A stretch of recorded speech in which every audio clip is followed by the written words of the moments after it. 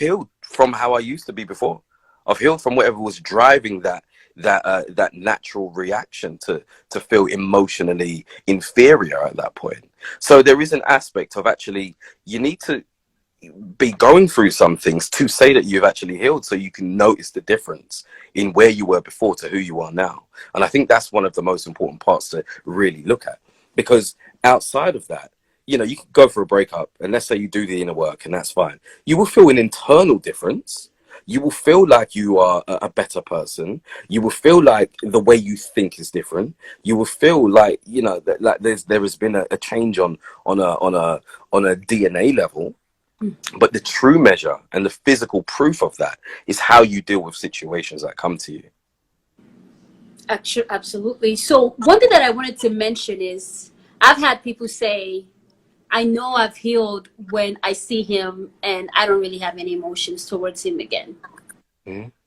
Yeah, in that regard, yeah. So when speaking to clients, I had a client and he was absolutely distraught. They were just engaged, and all of a sudden she didn't really want to go forward with it, and the relationship was going terribly. And you know, I was saying to him, look, all right, the true measure in this remit of when you have healed is when you can visualize or see the worst case scenario of that person, whether it be them with someone else or, you know, them telling you that they know they never want to speak to you again. When you're completely comfortable with that eventuality, the worst case scenario, then you can say, all right, cool, I've healed. It doesn't have any power over me. So yeah, in that regard, that could be a sentence to define how you could, you know, measure whether you've healed or not. Okay. Again, guys, Yeah. if you guys have any questions, feel free to type it in the question box below. We'll be taking the questions in a little bit. And a friend of mine I told a friend of mine I was having this session with you, and they wanted to know personally. They were like, should you venture into the dating world if you haven't healed yet? No. No. I mean, yes and no. I don't know. So yes, but not really. So let me explain the yes, but first. And again, no. But let me explain the yes. You can venture into it if there is issues with the breakup knocking your confidence. If the breakup has knocked your confidence, if you were with someone that told you you were fat, you were ugly, no one's gonna love you if I don't, or you know, you don't look good enough, so who's gonna take you? If that's the type of thing that you were dealing with and your confidence has been knocked, then it does not make sense. I mean, it does not harm you to be in the dating world, not to get into a relationship, but just to get that reinstatement of confidence that, wait, hold on, people actually do find me attractive. I am actually attractive to people, so that person was just lying. But I think when doing that, you have to be very candid with the person and say, I'm not looking for a relationship. I'm looking to build connections and friendships first before anything. Because if you venture into the dating world basically just dating, then you're liable to make someone catch feelings for you, but you're not emotionally ready to do that. And that brings me to the no. Most people have not healed to the place enough where they can venture into the dating world and be building something upon strong foundations. If you are getting into a new relationship through dating without healing, you are building an emotional house on weak foundations. And it doesn't take much for a little shake in that house for it to crumble, because the foundations are weak. So you need to make sure the foundations are strong, and you do that with self-love. What I say is, when you increase the self-love, the bad relationships you used to entertain decrease. So you increase self-love and the bullshit decreases, basically. So yes and no. So yes, in some ways, if you're healed, then yeah, you can go out there and kind of reinstate that confidence, but be very honest with what your expectations are and what you want. But no, for the average person who isn't emotionally mature enough already to be in that, because it could just do you a disservice and take away the progress you've made, because you will compare that new person to the old person. Exactly, because then basically you're moving the baggage from the old relationship into the new relationship. Exactly. And comparing individuals. So that makes sense. And I think you kind of answered it. They had like a follow-up question with that. They said, is it okay that you share your struggles with your prospective partner with the hopes that they will understand where you come from and help you with these struggles?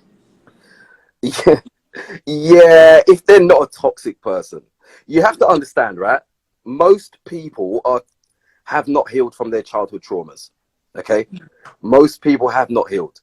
So when you go and tell someone what makes you vulnerable, when you open that place, this is a wound that you're opening, right? When you do that, you're giving that person the opportunity to say, all right, I'm going to rub some salt in it. Right? So do you necessarily want to do that? Do you want to share that? If you're in a relationship and you can trust that person, and I don't really trust people like that, but if you trust that person with your emotions, with your heart, with your deepest secrets, and that's what you think makes sense, then yeah, I mean, go ahead, share. But some people will read your story of pain and add to it. Right? Absolutely. If you tell Yeah. someone your pain, they know your weaknesses. That's a dangerous place to be in. Yeah, especially when you don't know this person, you just met them, their Yeah. perspective, right? Yeah, and Perspective. I would ask, if you're at the dating stage where you don't really know this person that deeply, why would there be an engine behind you wanting to share something so deep about yourself to that person? I would then argue that maybe this person actually is so in need of a deeper connection.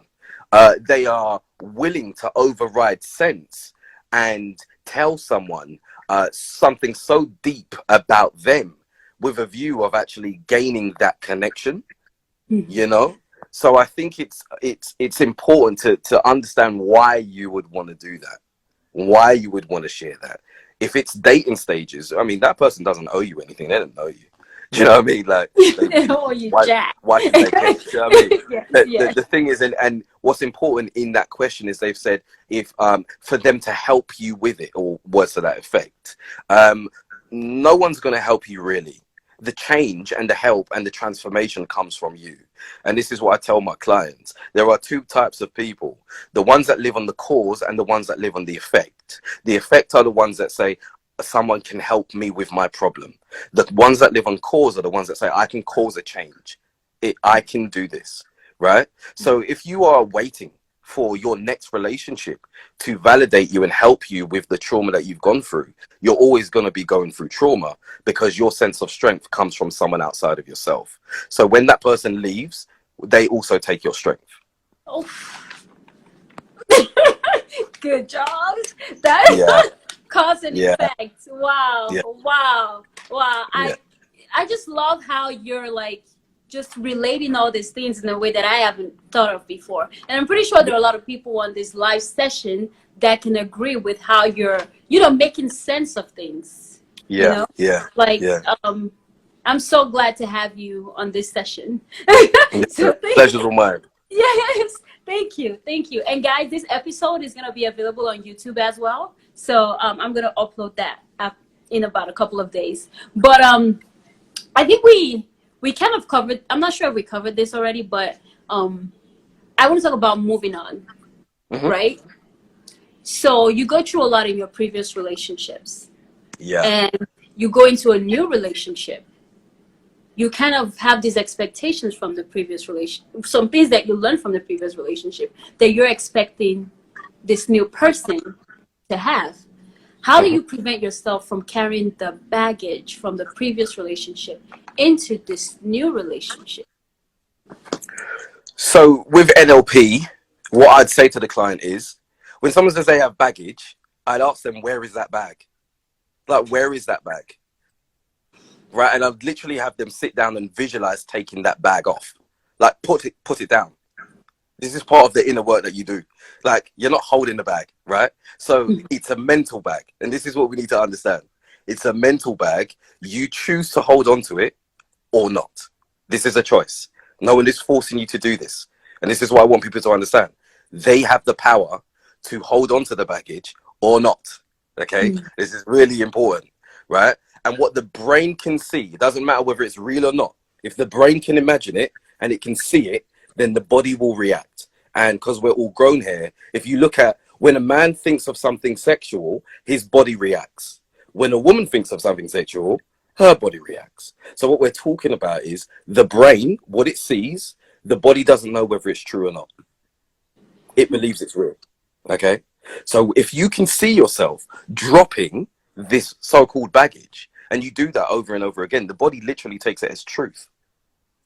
Drop the bag, right? Now, there are other things that I would really take a client through a journey of, okay, look, all right, you can drop this baggage here and blah, blah, blah, blah, blah, and all of these things and stuff like that. But it's that change of perception of what's going on. It's just baggage. There is no physical baggage. So actually, if it's not physical, why is it stopping you? Why are you carrying it into something else, right? So again, like I say, before jumping into a new relationship, you definitely want to have your coaching call with me. You definitely want to listen to the audio book on how to get over a breakup. But it's funny I say that, but it's serious. There's literally a step by step, and you'd know because you've listened. There's a step by step process that you should be going through, right, before even thinking about a new relationship. So by the time you get to the point of healing, the baggage is no longer. So you don't have the risk of carrying that baggage. And you don't want to make someone else do time for someone else's crime. It's absolutely terrible. So yeah. I think a lot of people make somebody else do time for someone else's time. I think that Yeah, happens a lot, and that ruins good relationships or of course. relationships that have good potential. You know. Of course. So yeah. So Ryan, thank you so much. And I read your audiobook, and I Yeah. think one of my favorite phrase from your audiobook is "happily even after," right? Yeah. Can you explain this phrase to everyone on this live session? I think it's an Yeah. amazing phrase. 100%. Happily even after is taking happily ever after and flipping it on its head. Like I said to you, we are in love before we find the person to love, based on the fairy tale idea of relationships.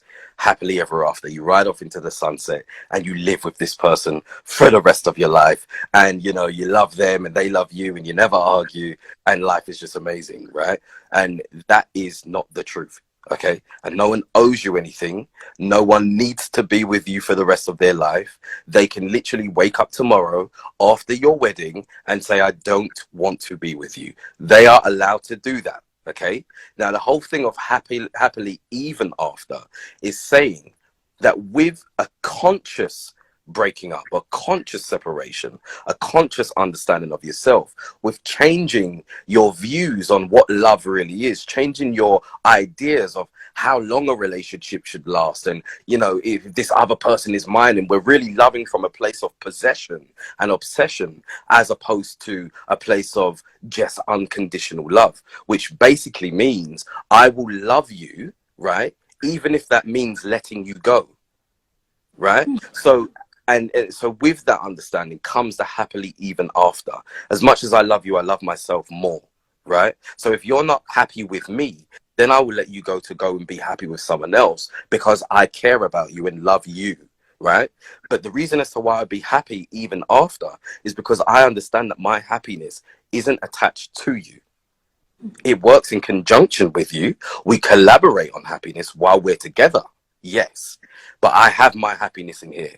And whether you are here or not, that happiness remains. So I will be happy even after you have gone. I will be happy even after you have gone. So Yeah. dismiss that phrase of happily ever after, Yeah. because, and that's why a lot of people get so disappointed. They have this fairy tale of it's going to be forever. That way, when Of course. things don't work out, their life tumbles upside down. But we need Yeah. to have that understanding that this person can leave any day, anytime, which is exactly what you just said. And we have to Yeah. be okay with that. It's not going to be easy, Hmm. right? It's not going to be easy, but we have to be okay with that, Yeah. right? It's a journey. It's something that is inevitable. At some point, everyone in this room is either going to have their heart broken or they are going to break a heart, right? Mm-hmm. So it makes sense way before you're even in a relationship to understand how you deal with that relationship ending, because it's inevitable. How many people do you know that have got together and died together? Not that many.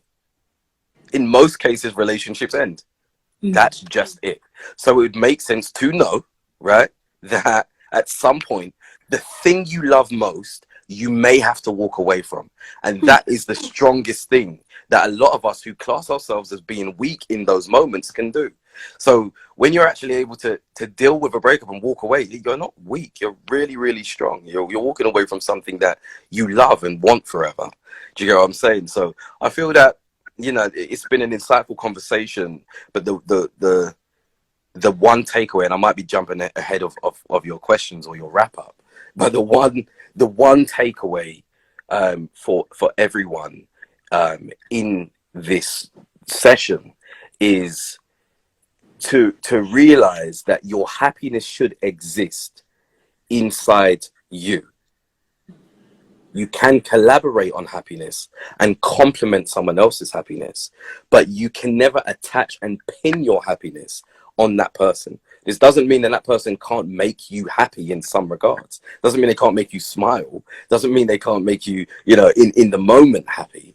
But your happiness is here, right? And this is the thing. When someone says, "Oh, that person makes me so happy," you're literally giving that person. Listen to the words that you're saying. You're giving that person the power over your happiness. They make me happy. So what were you before? Do you know what I mean? So it's realizing that actually the happiness and the power exists in your palms. It exists in your hands, and you have the power to make yourself happy, and that's with or without someone. So I think that's the main takeaway that the main piece of advice anyway I'd give to your listeners and mine who have tuned in. Yes, yes, yes. Self-love and holding on to that, even when you find the love of your life, still holding on to that self-love. Absolutely. Yes. Thank And you, and, Ryan. and, and, and in what you say, um, first of all, there is no one. There are many people, There are many.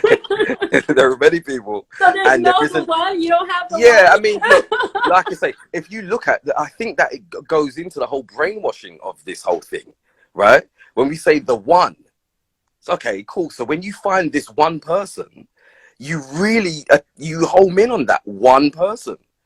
But if they leave you, if that the one for you wakes up tomorrow and they say, "Do you know what? You're ugly. Don't like you." Ooh, that's gonna Well, the hurt. one's now gone. So what are you left with? Zero, right? Zero. If the one leaves, you're left with zero. So the language in which we use, like I say, change it from breakup to change in circumstances. Change it from the one to the person I love right now. Right. That's the person I love right now. The love of your life. Don't that no. Because if the love of your life comes into your life and then they decide that you're no longer the love of their life, what are you left with? The love of your life is gone. So you're never going to attract another one because you just said the love of your life has disappeared. Wow. So it's the person that you love right now in this moment. Tomorrow is a different day. But the only thing that exists right now is the present moment. So love to your heart's capacity in the moment. But also know that those moments may not last forever. Don't attract an end, but just be aware that the end may come at some point. And the end, it could be the end of a relationship. It could be the end of losing a loved one. You know, to it. Exactly. It's really sad. But just knowing. Exactly. Wow. Yeah. So thank you, Ryan. That was really good. For everybody, if you guys have a question, don't forget, type it in the question box, guys. That's where we're going to be taking the questions from. To end our session, before we start taking on the questions, I want you to give a final advice, right, on it to everybody on this session on how to handle breakups like a boss. Like, how can we, how can we be a boss? You've covered everything, but I just want one Yep. final say. Yeah, On how to handle a breakup like a boss. like a boss. Yes. A boss. Okay. Okay. I mean, I don't know if that's even possible. Let's No, try. it is. It is. It is. Okay, cool. It is It is. a boss. Okay. Cool. So what is a boss though? And I think this is the most important thing. Right. See, I'm freestyling right now, but I'm in my bag, so it's fine. A boss is the person who is in control, yeah, Mhm. of everything that happens in their organization, right? They are in control of the finances. They're in control of the people who get hired and fired. They make the decisions in terms of marketing, i.e. how the business shows up in the market. That's what a boss is. So you are the boss of your life being your organization, your company. So when you're going for a breakup, you have to be mindful of all the instances and actions of your business, the happiness department, the meditation department, the finance department. Don't now just go and spend money that you don't need to be spending because you're trying to compensate for the pain that you're feeling. No, you have to be a boss about that. But as a boss, you also have to be the person who does the analysis in the market and be aware of the threats, the weaknesses, and also the opportunities. And that's called a SWOT analysis, is what we do in business. So as a boss, you have to apply those things to yourself when going through these breakups, right? You cannot be the person that just allows business issues to consume you. Then you're just an employee, right? So if you're Yes. talking about how to get over a breakup like a boss, then you have to handle it like a boss and have a hand and understanding of all the pillars of what actually goes to make up the breakup. And that is the your interaction with good or bad company. That is the hiring and firing. Like I say, why are you saying that this person is bad for your company, but you steady keep giving them job opportunities in your Ooh. organization? Yeah, I'm dropping Ooh. bars right now, I know. So Yes, you everyone are. click their fingers. So when you're talking about being a boss, and I'm Yes. glad that's the word you used, then Mm-hmm. make sure that you view yourself as a boss. I'll give you guys an NLP little practice now. Look, so again, I'm a coach. I do this, as you can tell, right? If you're talking about being a boss, have a vision of what a boss is in your head. What does that look like? Who is that person, right? Who are they? And that's the vision that you put yourself in. You put yourself in that person. That person, that's you. And then you automatically have a healthy disconnect between who you are right now and who that boss is. Then you automatically know what you should be doing to be that person, Hmm. right? So now Yes. you have a somewhat of a blueprint. Like I say, with the coaching calls and with the coaching work I do, we go a lot deeper than that. We go a lot deeper than that. You know, we really dive deep into the childhood experiences. We really dive deep into understanding why you're staying in bad relationships, understanding where you learned that from. Where did you learn that it was okay to prioritize everyone else over yourself and stay in situations that are basically bad for you? Where did you learn that? So with the coaching calls, we go a lot deeper and we really understand the frameworks that are not always accurate frameworks. They are frameworks that you have learned that are predicated on lies that were told to you on a subconscious level that you hold on to now, that and you allow that to govern your life and govern the decisions you make, govern the relationships you find yourself in, govern the people that you're attracted to. So so yeah, I mean, that to answer your question. You did. You did. You I think you more than answered the question. And I Yeah. don't know if you see the comments, but everybody is literally saying like bars, bars, bars. They say, "Who are you? We need a part two." You know, Yeah, they yeah. love it. They love everything that you've been saying, and this has been amazing. And somebody asked, am I going to save this live session? Yes, I am. It's going to be on my YouTube page in a couple of days. I'm going to put it on YouTube. And And Ryan, sorry to cut across you. Before you get into those questions, I saw a question in the comments, and someone says, "Are you saying that divorce is inevitable?" No, I'm not saying it's inevitable, but I would ask you to ask yourself, how many relationships do you know that last forever? And if the answer is not that many, all I'm saying is it would make sense to equip yourself with tools to ensure that if, not when, but if you were in a situation where your relationship ended, you had the tools to orchestrate yourself healthily through that, just in case. Just in That's case. what I'm saying. Yeah. Just in case. It's Yeah. just like you have to be in tune with reality. Yeah. Right? You have to Yeah. be in Yeah. tune with Exactly. reality. Absolutely. And Ryan, with your coaching calls, is it just with relationships, or you also just do it with life in general? So it's life in general. I speak a lot about relationships because it's one of the things that consumes people, Mm-hmm. and really has, or we give it the power to destroy us, Right. and that it destroys us professionally and personally. So a lot of my clients do speak about relationships. That's the problems that they want help with.